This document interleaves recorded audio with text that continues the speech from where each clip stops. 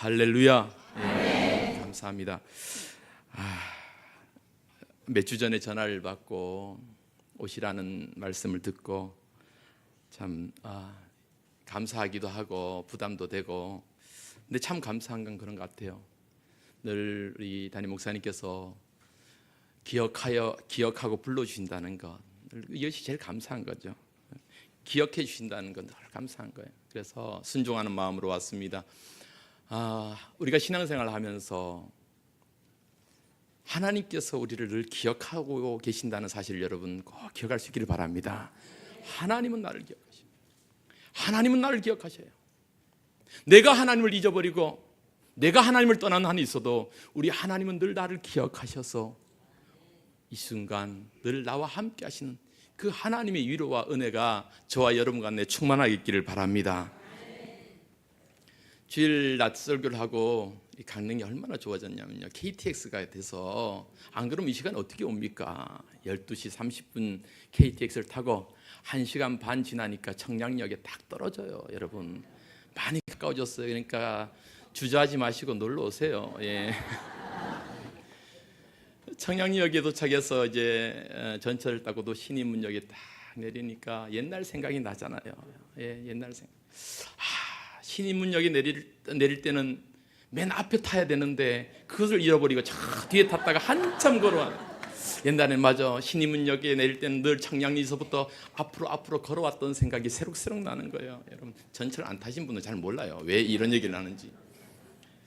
그런 생각을 하면서 이제 나와서 쭉 걸어서 오는데 낙엽을 밟으면서 걸어서 오니까 또 좋더라고요. 시골에서도 안 밟았던 낙엽을 서울 와서 이렇게 밟으면서 걸어오는데 아파트가 이렇게 생겨갖고 제가 순간 길을 헤맸어요.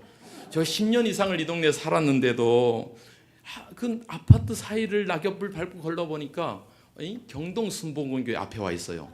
거꾸로 가 있는 거예요. 변화되었구나. 석관동도 참 많이 이렇게 아파트가 들어서고 변화되니까 좋아요. 오늘 오전에도 제가 우리 성도들한테 이런 설교를 했지만, 우리가 하나님 앞에서 늘 변화되는 성도, 변질이 아니라 늘 성장하는 그러한 모습으로 살아야 되겠다. 변화되는 모습이 있어야 되잖아요. 예수님께서 우리를 위해서 십자가에 달리신 것, 그리고 우리가 하나님의 자녀된 것은 그냥 의미만 부여한 거 아니잖아요. 신분의 변화만 준 것이 아니잖아요. 우리의 삶을 통해서 주님 앞에 더 변화되는 삶, 자라가는 삶, 성장하는 삶, 이러한 변화가 우리에게 있어야 될 줄 믿습니다. 여러분, 변화예요. 결혼한 부부가 이제 결혼식을 올리고 주민센터 가서 결혼신고를 다 해서 법적인 부부가 다 되었어요. 그런데 저녁이 되면 각자 집으로 가서 그렇게 살면은 이 변화가 되지 않는 모습은 아무 의미가 없잖아요. 어떤 아이가 엄마랑 함께 결혼식을 갔단 말이죠. 그 아이가 엄마한테 물어요. 엄마, 결혼이 뭐야? 라고 물으니까 엄마가 한참을 생각하다가 결혼이란 것은 남녀가 두 사람이 만나서 서로 사랑하고 서로 이해하고 서로 도와주고 서로 아끼며 사는 것이 결혼이야 라고 대답하는 거예요. 그 아이가 그 말을 듣더니 그럼 엄마 아빠는 언제 결혼해? 라고 묻는 거예요. 뭔 소리야, 엄마 아빠는 이미 결혼해서 살고 있는데 라고 하니까 아이가 고개를 갸우뚱거리면 그런데 결혼했는데 왜 싸우고 미워하고 서로 아껴주지 않고 그래? 라고 묻는 거예요.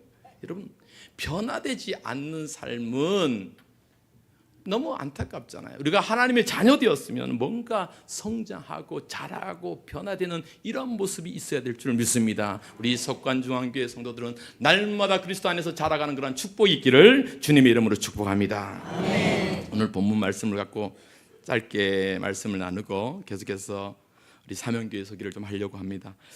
사도 바울의 열심과 선교 전략은 그 광대한 아시아 대륙을 향해서 복음을 전하기를 원했던 것 같아요.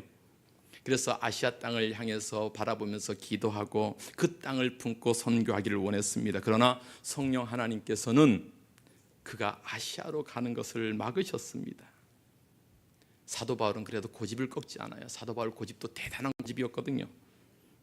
아무리 애를 써서 기도해도 성령 하나님께서 허락하지 않는 거예요. 사도 바울이 아시아 선교 계획을 한 것은 한순간에 그냥 하루아침에 세워진 것이 아닐 겁니다. 사도 바울 기질상 그는 오랜 동안 기도하고 준비하면서 저 거대한 대륙 아시아 땅을 향해서 복음이 전파되어지기를 원했을 것입니다. 그 복음을 들고 광야란 아시아 대륙을 향해서 뻗어나갈 것을 기대하면서 십자가 복음을 들고 가려고 했던 그 계획이 사도 바울의 계획이야. 그러나 성령 하나님께서는 아니야, 아시아가 아니고 너는 마게도냐, 유럽으로 건너가야 돼. 사도 바울이 복음을 들고 가야 될 것은 바로 유럽이야라고 말씀하시는 거예요. 그래서 성령은 사도 바울이 아시아로 가는 것을 막았습니다. 문을 열어주지 않았습니다. 6절에 보니까 못하게 하시거늘. 성령 하나님께서 단호하게 그 길을 막으신 거예요. 절대로 허락하지 않으신 거예요. 그럼에도 불구하고 사도 바울은 애쓰며 기도하는 거예요. 아시아로 가려고 애쓰며 기도하였지만 예수의 영이, 성령 하나님께서 그 길을 막으셨다는 사실. 여러분, 우리가 신앙생활을 하면서 이러한 갈등을 한 번씩은 경험해 보았을 것입니다. 나의 열심과, 나의 신앙적인 열심과 하나님의 열심이 충돌하는 경험. 복음을 위한 열심, 열정, 헌신, 수고, 봉사 우리에게도 있잖아요. 그런데 그것이 성령 하나님께서 원하시는 방향이 아닐 때 부딪히게 되는 그러한 경험. 내 열심이 선하기 때문에 그것을 끝까지 고집해야 되느냐? 그러한 질문에 오늘 사도 바울은 우리에게 이러한 해답을 해주고 있습니다. 사도 바울이 아시아로 선교 가는 거, 아시아로 복음을 전하러 가는 거 나쁘다고 할 수 없잖아요. 자신의 영달을 위한 것도 아니고 자신의 욕심을 위한 것도 아니고 오직 사도 바울에게는 아시아에서 십자가 복음 증거하고 예수 그리스도 증거하고 좋은 거잖아요. 그런데 성령 하나님께서는 그 길을 막으셨어요. 그것보다 더 중요한 것, 하나님이 원하시는 곳으로 보내시는 것. 그곳이 어디입니까? 마게도냐, 오늘날로 얘기하면 유럽 땅이죠. 밤의 환상을 통해서 사도 바울에게 그 모습을 보여주신 거예요. 그 환상을 본 후에 사도 바울이 지중해를 넘어서 마게도냐 땅으로 건너가게 됩니다. 이 모습에 대해서 오늘 10절 말씀에 이러한 고백을 하고 있습니다. 바울이 그 환상을 보았을 때 우리가 곧 마게도냐로 떠나기를 힘쓰니 이는 하나님이 저 사람들에게 복음을 전하라고 우리를 부르신 줄로 무엇하였더라? 인정함이로라. 인정하였다라는 말은 그 원문을 해석해 보면 함께 결합하였다라는 그런 뜻이거든요. 결합하였다. 무엇이 결합하였느냐? 인간의 이성과 하나님의 계시가 결합되었다라는 의미가 인정하였다라는 말이거든요. 그러니까 인정했다는 말은 환상을 통해서 보여주신 하나님의 그 계시와 사도 바울이 가지고 있었던 그 이성이 결합해서 그 하나님 말씀 앞에 엎드려졌다, 이 말씀을 하는 거예요. 여러분, 이것이 신앙이라고 생각해요. 우리의 신앙은 하나님이 원하시는 곳에 내 삶을 결합하는 것이 신앙일 줄 믿습니다. 하나님이 원하시는 곳에, 하나님의 계획 앞에 나의 이성을 받아들이고 순종하는 것, 이것이 인정하는 신앙이라는 거예요. 내가 무엇을 하려고 하는 것이 아닙니다.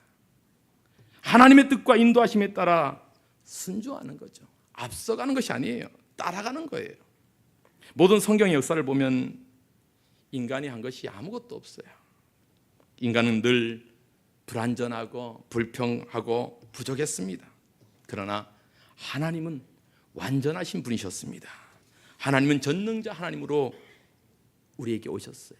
그리고 우리에게 인정하기를 원하시는 거예요. 하나님 그 계시의 뜻에 인정하기를 원하시는 거예요. 저도 이러한 부르심에 인정하면서 고향인 강릉으로 다시 가게 되었습니다. 그래서 그곳에서 벌써 2년 4개월이라는 시간이 후딱 지나갔네요. 2년 4개월. 저희 강릉 사명교회의 역사를 말씀드리자면 그래요. 저는 원래 강릉에 있는 저희 합동 측에서 가장 큰 교회 강릉 제일교회에서 어린 시절을 보내고 중고등부 시절을 보내고 청년부 시절을 보내고 또 그곳에서 결혼을 하고 했었던 그 교회입니다. 제일교회죠. 근데 강릉 제일교회가 한 8년 전에 어려움을 겪었어요. 후임 목사님 모시고 뭐 이런 과정 속에서 어려움을 겪었어요. 그래서 교회가 반으로 나눠지게 됩니다. 그래서 강릉제일교회로 남고 한 팀은 또 나와서 새로남교회라는 교회를 세워서 반으로 정확하게 나누어지게 되죠. 그래서 그 나누어진 교회 성도들 중에 또 한 2, 3년에 보다는 또 마음이 안 맞는 거예요. 그러니까 나왔으니까 다시 돌아가지도 못하고 남아있을 수도 없고, 그래서 5 가정이 모여서 교회를 우리가 그냥 새로 시작하자. 그래서 5 가정이 모여서 세운 교회가 강릉 사명교회였습니다. 그렇게 5 가정이 모여서 예배를 드리는데 처음에는 전도사님이 오셔서 설교를 하셨어요. 그런데 그분도 한 2년 지나서 암에 걸려서 그만 하나님의 부르심을 받았거든요. 그리고 그 다음에 오신 목사님이 한 3년 사역을 하시더니 도저히 힘들어서 안 되셨는가 봐요. 그래서 하루아침에 사임을 하고 가버렸어요. 제가 우리 모교회 다 출신들이니까 친구도 있고 해서 그 소식을 너무 잘 알고 있죠. 그 상황을 너무 잘 알고 있죠. 어느 날 제가 우연찮게 강릉을 갔는데 이런 얘기를 하는 거예요. 교회가 그렇게 됐다. 그러면서 그 5 가정이 그러면 이제 어떻게 할래? 목사님도 안 계시고 그럼 어떻게 할래? 그러니까 서로 얘기를 하는데 잘 안 맞는 거예요. 서로 얘기를 안 맞는 거예요. 서로 상처만 생기는 거예요. 그래서 2 가정이 나가버렸네요. 몇 가정 남았어요? 3 가정. 아이고 산수를 참 잘하시네요. 3 가정이 남았어요. 3 가정이 남아있는 상태에서 제가 우연찮게 강릉을 갔는데 그 소식을 듣고 같이 이제 식사를 하게 된 계기가 있었어요. 식사를 하는데 저보고 그 집사님들이 그러는 거예요. 혹시 여기 와서 우리 교회를 좀 살려주면 어떻겠느냐라고 묻는 거예요. 아마 그때 그분들은 그랬을 거예요. 당장 어느 목사님이라든지 누가 오지 않으면은 이제 우리는 각자 흩어지고 그래야지 3 가정에서 뭘 할 수 있겠느냐. 그래서 목사님 개척한다 생각하시고 오셔서 목회를 해주시면 안 되겠느냐고 이런 얘기를 해요. 고민을 많았어요. 여기를 와야 될 것인가. 강릉 땅 하면은 제가 별로 오고 싶지 않은 고향이기 때문에 별로 그렇게 썩 가고 싶은 마음이 안 들었던 곳이거든요. 그런데 그분들하고 얘기하면서 제일 안타까운 것은 그럼 당장 목회자가 없는데 지난주일에는 예배를 어떻게 들으셨어요? 라고 물으니까 인터넷 방송 틀어놓고 그렇게 예배 드렸다는 거예요. 그 얘기를 듣는데 이 서울 수도권 쪽에는 어느 교회 청빙 자리 나면 수백 통의 목사님들이 몰려드는데 저 시골 한 구석에 성도들이 말씀을 듣지 못하고 설교를 구걸하듯이 인터넷에서 이 교회의 말씀 저 교회의 말씀 듣고 있는 모습 보니까 너무 가슴이 아픈 거예요. 그래서 어떻게 해야 될까? 강릉으로 다시 내려가야 되나? 이러한 심정이 있었는데 제가 강릉으로 가기를 원치 않은 이유는 2 가지가 있었거든요. 첫째는 제가 강릉 사람이니까 강릉 욕을 좀 해도 여러분들 이해하시죠? 강릉은 지역색이 너무 강한 데예요. 아주 수확해요. 강릉말로요. 전창호 장로님만 웃으시는 것 같아. 너무 그 말을 잘 아시니까. 얼마나 수확한지 몰라요. 나쁜 의미로 아니까 좀 강해요. 강하고 굉장히 보수적이고 얼마나 보수적인지 몰라요. 목사님들을 만나면요. 아이고 얼마나 보수적인지 몰라요. 지연, 학연 이런 것들이 엄청난 강한 동네입니다. 아이고 세요. 2 번째 이유는 이러다 보니까 영적인 환경도 좋지 않습니다. 복음화율이 7%가 되지 않아요. 그러니까 100명 중에 7명도 채 교회 다니지 않는다는 거예요. 전국 평균적으로 많이 못 미치죠. 7% 되지 않는 이 복음화율, 그러니까 전도를 해도 사람들이 얼마나 영적으로 튕겨내는지 몰라요. 절에 다니는 것도 아니에요. 산에 다녀요. 산을 믿는 사람들이 얼마나, 산신 할아버지 산신 할머니가 조선시대 얘기 아닙니다. 지금도 여전해요. 그래서 매년 단오 때 되면 저 대관령에서 신이 임한 나무를 가져다가 그 제방뚝에서 제사를 드리는 것이 단오제예요. 얼마나 아직도. 그러니까 툭하면 산에 가서 뭐 산을 믿는다느니, 그러니까 대관령의 그 전기를 받고 산다고 생각해요, 많은 사람. 그러한 영적으로 다 황무지 같은 곳이었기 때문에 제가 너무 잘 알잖아요, 그런 것을. 그래서 하나님, 저는 강릉은 아닙니다. 강릉은 아닙니다. 그렇게 기도했지만 하나님께서 응답을 이렇게 하시는 거예요. 두 가지로 가기 싫어했는데 하나님께서 두 가지로 응답하시는 거예요.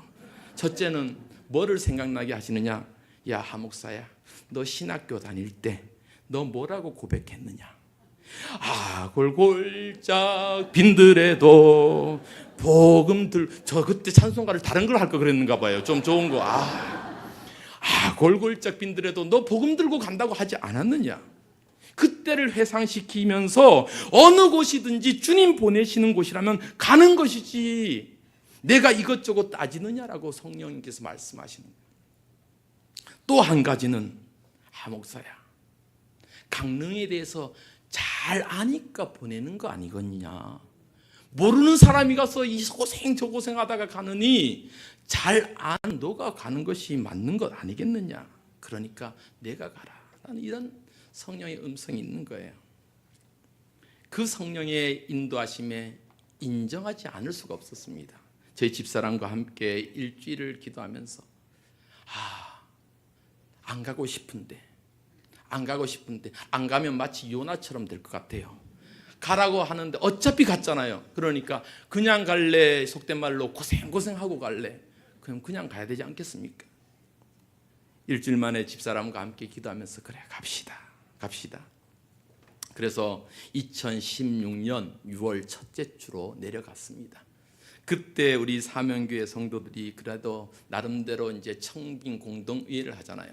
나름대로 청빙 공동의회를 하는데, 그때 이제 제가 그 재직교 서류를 보니까 우리 중고등부 학생들 세례받은 학생 한두 명까지 합쳐서 15명이 이제 투표를 해서 목사님 모시기로 했다라고 하는 거예요. 감사하죠.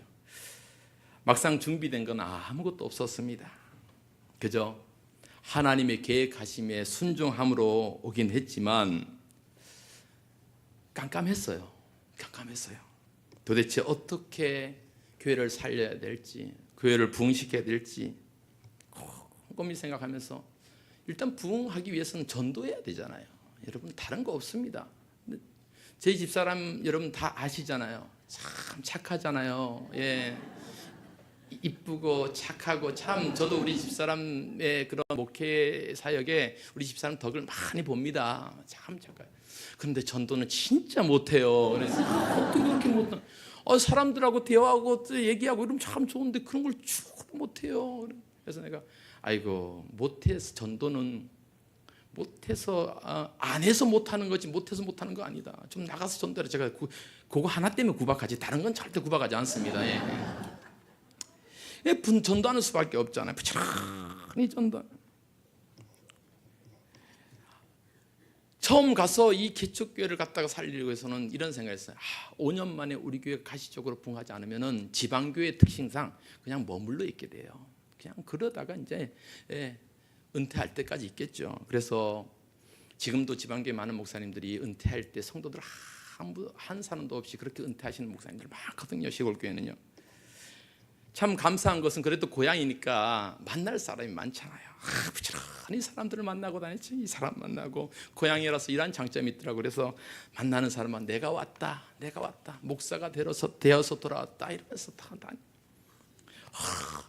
교회를 알려야 되는데 하나님 어떻게 전도할 방법을 허락하여 주시고 교회를 좀 알려야 되겠습니다. 우리 사명교회가 이곳에 있는지도 모르고 사람들이요, 상가교회 어디 우리 교회 앞에 보면 또 그 가로수가 또 저쪽 길 건너편에는 가로수가 잘 안 자라는데 우리 교회 앞에만 가로수가 엄청나게 자라갖고요, 가을 되면 낙엽이 다, 그러니까 잎이 풀어갖고요, 교회 간판도 안 보여요.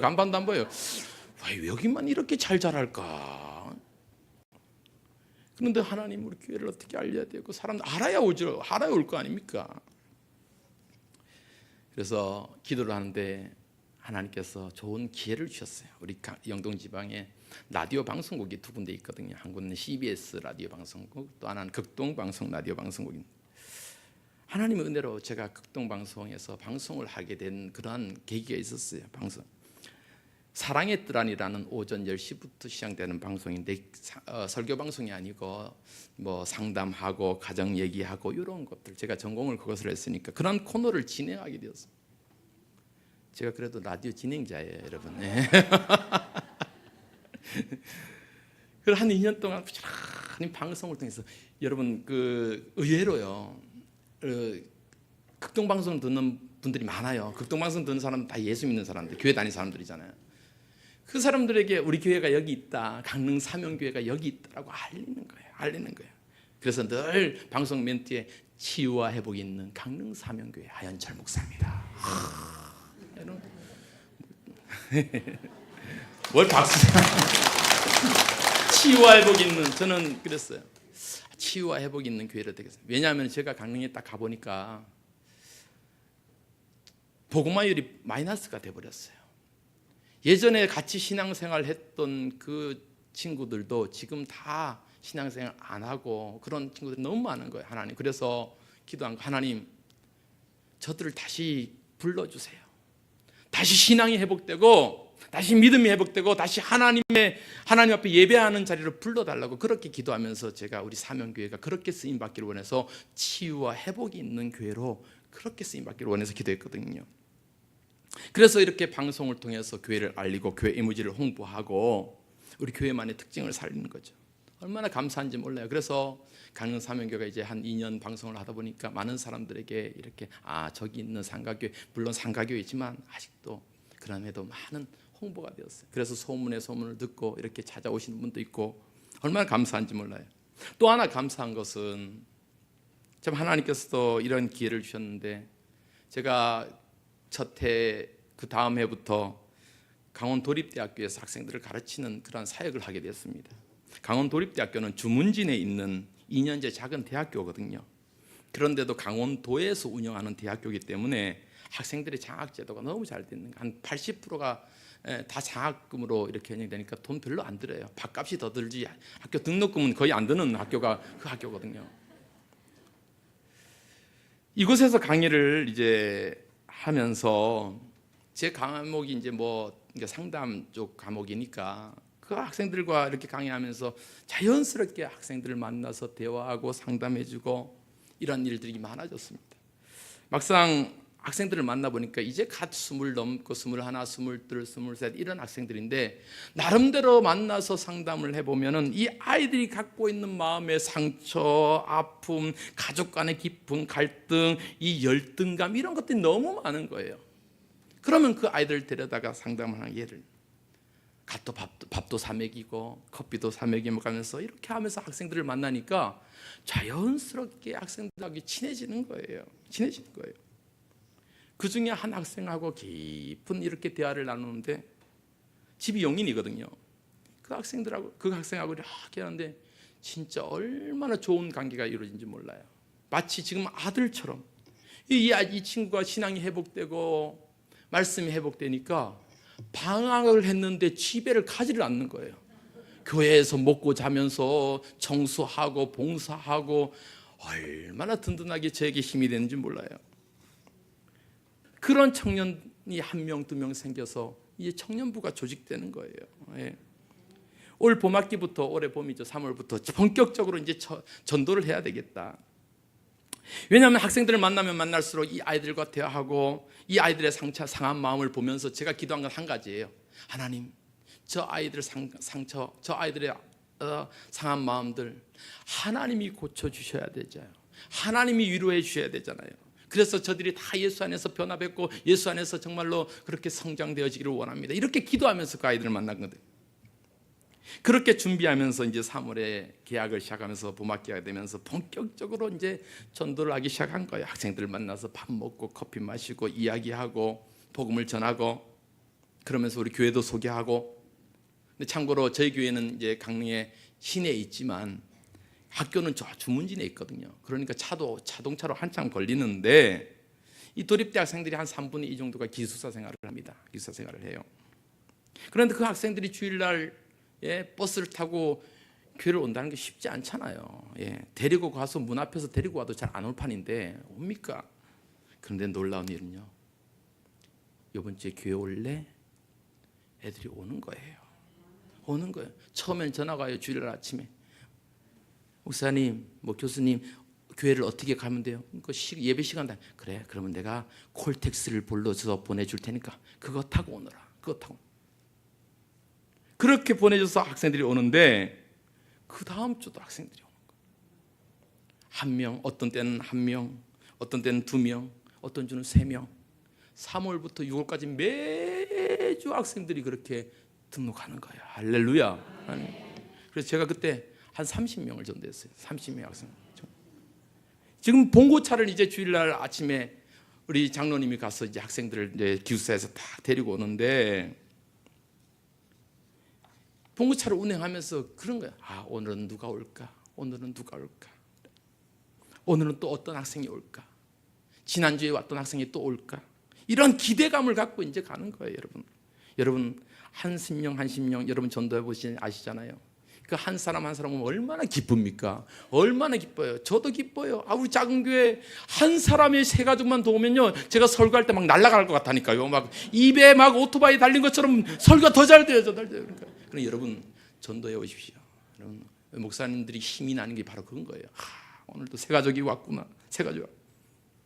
이렇게 학생들이 매주 오는 거예요.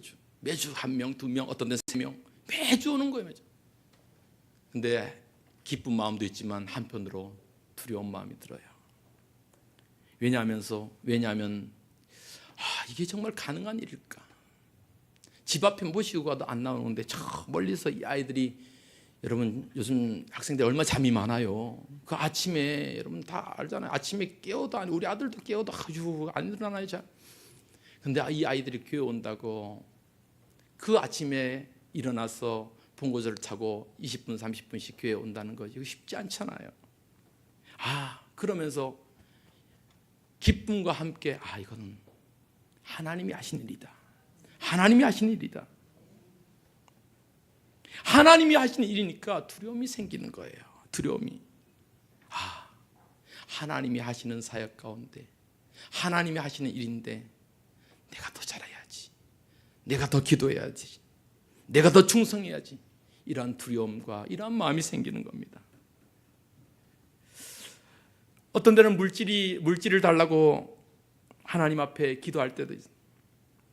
이 아이들, 우리 학생들은 밥도 사주고 하다 보니 물론 이 등록한 아이들이 다 정착하지는 않을지라도 이 아이들에게 낳는 아이들을 데리고 지난 여름에 한 10명 데리고 가서 우리 자체적으로 우리 수련회 한번 해보자. 그래서 1박 2일 동안 속초에 가서 수련회를 한번 하고 왔는데요, 얼마나 이러한 모습을 보면서 신나게 감사하며 목회하는지 몰라요.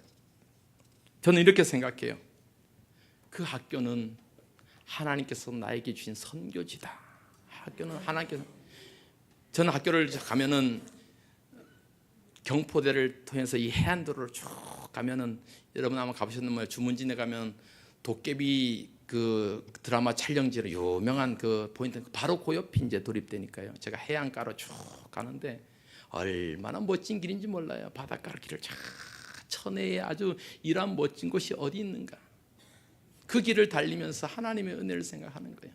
왼쪽에는 산이 있고 오른쪽에는 바다가 있고 그 길을 지나가면서 하나님, 저 선교지, 이렇게 아름다운 선교지가 어디 있습니까? 이렇게 아름다운 복된 선교지가 어디 있습니까? 감사하면서 학생들을 저는 이렇게 학생들을 열심히 전도하다 보니까 어떤 때는 물질이 어려움도 생겨요. 얘들한테 전도용품을 좀 줘야 되는데 뭐가 필요해? 어떻게 하지? 근데 기가 막힌 일이 있어요. 어느 날 한날은 주일날 아침에 설교를 이제 준비하고 있는데, 예배를 준비하고 있는데 전화가 한 통 와요. 전에 섬기던 교회에서 어느 집사님이 전화를 한 거예요. 집사님 어쩐 일이세요? 오늘 새벽 기도를 드리는데 성령 하나님께서 나를 기억나게 하면서 선교비를 좀 보내라고 하는 거예요. 선교비를. 그래서 하고 싶다고 선교 헌금을 좀 하고 싶다고 계좌번호를 불러달라고 하니까 제가 얼른 불러줬어요. 얼른 불렀어요. 예. 다른 일도 아니고 선교하겠다는데 계좌번호 얼른 불러줬어요. 그랬더니 선교 적지 않은 금액을 보내왔어요. 하나님 집사님 감사합니다. 하나님 감사합니다. 내가 그렇지 않아도 이 아이들에게 전도용품을 좀 사서 좀 하려고 했는데 하나님 감사합니다. 그래서 그 다음날 전도용품 사고 또 학생들한테 다 전도를 하고 얼마나 감사한지 몰라요. 강원도립대학교는 한 1,500명의 학생들이 공부를 하고 있던 작은 학교죠. 제가 전도를 막 하다 보니까 이제 학교에서 소문이 난 거예요. 물론 어떤 교수님들은 아주 안 좋아하는 사람이 있거든요. 꼭 안 좋아하는 사람이 있기 마련이에요. 예, 그러나 저는 개의치 않습니다. 당신들보다 내가 더 이 학교를 위해서 기도하는지 아냐고 말이지. 당신들보다 내가 지금 더 이 학교를 위해서 노력하고 있는지 아느냐 말이지. 우리 교회 청년부의 90%가 이 학교 학생들이요. 까불지 마요. 그렇잖아요. 예, 그렇잖아요. 그리고 제가 지금 오늘도 와서 이 도립대를 얼마나 홍보하고 있어요, 여러분. 예, 그렇잖아요. 제가 교수님들보다 이 학교를 더 사랑하고 더 이 학교를 위해서 기도한다고. 작년에 우리 대학 평가가 있거든요. 3년마다 대학 평가. 우리 강원 도립대가 그 전에 너무 평가를 안 좋게 받았고 정말 애쓰는 고생을 많이 했어요. 그때도 저는 우리 성도들과 함께 여러분 기도해 주세요. 강원 도립대학교 기도해 주세요. 성도들하고 합심해서 기도했어요. 그랬더니 올해 평가가 너무 좋게 나온 거예요. 그러니까 당당함이 생기잖아요. 당당함이. 당신들은 기도 안 할지 몰라도 나는 이 학교를 위해서 기도한단 말이지. 당신들은 월급 더 많이 받아가면서 기도 안 할지 몰라도 나는 이 학교를 위해서 기도한다. 이런 당담이 있거든요. 어느 날 한나는 교학처장님이 날 불러요. 이것도 자르려나, 전도한다고 자르려나, 설마 그러진 않겠지. 그분이 크리스찬인 거 제가 알거든요. 그분을 만나서 차를 마시면 이런저런 얘기해요. 처장님 당당하게 저요 이 학교를 위해서 기도합니다. 우리 학생들을 위해서 기도합니다. 우리 학생들이 예수 믿었으면 좋겠습니다. 기도합니다. 학교를 위해서 우리 성도라고 기도합니다. 그랬더니 그 처장님이 감사하다면서 아이고 고맙습니다. 감사합니다. 제가 교학청에서 뭐 어떻게 할 수는 없고 학생들한테 전도하는데 써달라고 선교비를 또 주는 거예요. 교학처장님이요. 여러분 교학처장이 선교비 주는 학교가 있겠습니까? 그거 애들하고 써달라. 그래서 그 돈 감사합니다. 얼른 받고 줄 때는 얼른 받아야 돼요. 얼른 받고 야 우리 도립대 학생들 우리 교회 오늘 다 모여봐. 그래서 그날 돼지고기 파티를 실컷 했던 기억. 이렇게 전도하면서 주문진 땅을 향해서 기도하면서 사명을 감당했던 이런 경험들. 지난주에는 학생들이 아니라 그 주문진에서 집사님들 2분이 왔어요. 요즘은 새 가족이 오면은 신천지인가 아닌가 잘 봐야 되거든요. 신천지인가 아닌가. 그래서 여러분 뭐 신천지 교육을 제가 있을 때도 했잖아요. 그래서 새 가족 오면은 저 사람이 사도신경을 잘 외우나 안 외우나 제가 눈 뜨고 이래 보거든요. 예. 신천지인가 아닌가. 근데 상담을 하는데 아니에요. 이사를 왔는데 한 1년 전 이사를 왔는데 이 교회 저기 이제 볼 거 아니에요. 근데 자기가 딱 정말 신앙생활 하기 딱 적합한 교회를 못 찾았다는 거예요. 그러면서 오셔서 수요일 날 오셔서 예배 드리고 금요 기도에도 오시고 수문진에서요. 그리고 지난 주일에 2분이 등록을 하는 거예요. 얼마나 열심히 기도하고 그런 훈련이 되었는지 몰라요. 나중에 알고 보니까 이제 고구마 줄기요. 그분 통해서 딸려올 사람들이 줄줄이 있는 거예요. 얼마나 감사한지. 하나님 이 양 보내주실 거 이렇게 고구마 줄기 보내주셔서 감사합니다. 혼자 덩그러니 오는 것보다 이 양 올 거면 고구마 줄기로 주렁주렁 오게 하셔서 감사합니다. 얼마나 감사한지 몰라요. 얼마나 감사한지 몰라요. 여러분 그렇게 오셔서 오는데 지난주에 등록하셨죠. 그분이 이런 얘기예요. 목사님 우리 시댁이 강릉 토박인데 너무 영적으로 우리 시어머니가 무당이었다는 거예요. 그러니까 얼마나 영적으로 힘들겠어요. 자기가 막내 며느리인데 너무 핍박도 심하고 그랬는데 근데 그 시어머니가 지금 요양본에 계시는데 제가 정말 가서 기도하고 그래도 복음을 영접하는데 어떻게 했으면 좋겠습니까? 뭘 어떻게 해요? 복음 영접해서 뭐 얼른 가서 세례를 베풀어야죠. 그래서 수세기를 탁 들고 그날 가서 할머니, 어머니, 하나님 살아계신 분 믿으시죠? 아멘 하세요. 아멘. 예수님이 나를 위해서 십자가에 돌아가신 걸 믿으시죠? 뭐 그분이 예수님을 잘 모르잖아요. 예수님이 나를 위해 십자가 돌아가셨고 우리는 그분을 통해서 천국 갈 수 있습니다. 믿으시죠? 아멘. 아멘. 그 할머니가 아멘 아멘 하고 그날 제가 세례를 베풀고 왔어요. 지난주일에. 얼마나 감사한지 몰라요. 이런 것을 보면서 다시 한번 깨닫게 되는 거죠. 하나님께서 나를 이곳에 보내신 이유가 이렇게 퍼즐이 맞춰지는 것처럼 이렇게 보내시는구나. 이럴 줄 알았으면 조금 더 몇 년 전 뭐 더 빨리 가서 그곳에 가서 개척을 하든지 뭐 하든지 그런 생각도 들기도 하지만 다 하나님의 때가 있었다는 것. 여러분, 이러한 은혜 가운데서 이렇게 간증을 할 수 있게까지 하나님께서, 첫째는 하나님께서 은혜 주시고 하나님께서 함께 하시면 은혜죠. 또 한 가지는 늘 감사한 것은 우리 석관조항교회 김기선 목사님과 모든 성도들이 기도하고 있다는 것을 제가 잘 알고 있습니다. 저는 우리 성도들에게 늘 기도해요. 여러분, 사명교회 성도들은 우리 사명교회를 위해서 우리만 기도하는 것인 줄 아느냐? 아니다. 우리 교회를 위해서 지금 우리는 알지 못하지만 여러 사람들이 우리 교회를 위해서 기도하는 줄을 우리가 알아야 된다. 그 기도하는 사람들 중에 여러분들이 있잖아요. 여러분들이 기도가 있었기 때문에 제가 그곳에서 힘있게 사역할 수 있으리라 저는 확신했습니다. 여러분, 정말 하나님의 은혜 가운데서 우리는 때로는 그래요. 때로는 내가 원하는 것은 이러한 것을 원했지만 때로는 하나님께서는 그러한 길이 아닌 다른 길로 인도하시는데 그 다른 길로 인도하신 그 길이 정말 축복임을 우리가 깨닫고 살아가는 그러한 신앙이 되었으면 좋겠습니다. 마지막으로 제가 시를 한 편 읽어드리려고요. 미국의 작가 마이클 린버그가 쓴 그 책에 이러한 글이 실려 있어요. 어느 전쟁에 참여한 무명 용사의 기도라는 그런 기도문이 있는데요. 제가 한번 읽어드리겠습니다.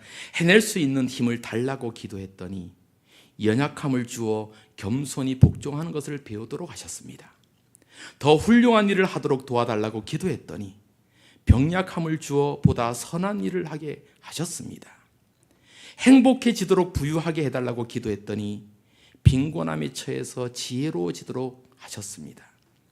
사람들의 칭송을 받도록 권력을 달라고 기도했더니 연약함을 주어 하나님의 필요를 느끼게 하셨습니다. 인생을 즐길 수 있는 모든 것을 달라고 했더니 생명을 주어 있는 것을 즐길 수 있도록 하셨습니다. 내가 요구한 것은 아무것도 얻지 못했지만 내가 바라던 모든 것이 이루어졌습니다. 여러분, 우리가 때론 요구하는 것과 하나님께서 응답하신 건 다를 수 있어도 그 하나님의 응답은 완벽하다는 사실을 여러분 기억할 수 있기를 바랍니다. 하나님은 완전하신 분이세요. 여러분, 그래서 우리가 이 하나님의 은혜, 그래서 저는 이렇게 강릉에 와서 한 2년 반이 좀 안 되는 시간이지만 하나님의 은혜가 기대되는 거예요. 하나님의 은혜가 기대되는 거예요. 오늘 오전에도 새 가족이 한 분 오셔서 얼마나 감사한지 몰라요. 낯선 사람이 딱 들어오면 하나님 감사합니다. 하나님 보내주셨군요. 이 간판도 잘 안 보이는 교회 우리 밑에 1층에 빵집 있어갖고 잘 모르면 그 1층 빵집 찾고 오라고 하거든요. 옛날 감자탕 교회처럼요. 그렇게 하는데 하나님 오늘도 새 가족 보내주셨어요. 너무 감사합니다. 감사합니다. 오직 하나님의 은혜입니다. 하나님의 은혜. 이렇게 하나님 감사하면서 사역을 하고 있습니다. 이제 설교를 마치면서 우리 이 찬양 한번 같이 여러분들과 함께 불렀으면 좋겠습니다. 은혜 아니면 살아갈 수가 없네. 호흡마저도 다 주의 것. 참 좋아하는 찬송인데 매주 부르신다면서요. 어떻게 이렇게 딱 아다리가 맞을 줄요 몰랐습니다. 여러분, 우리 이 찬양 하시면서 하나님의 은혜를 다시 한번 기억했으면 좋겠습니다.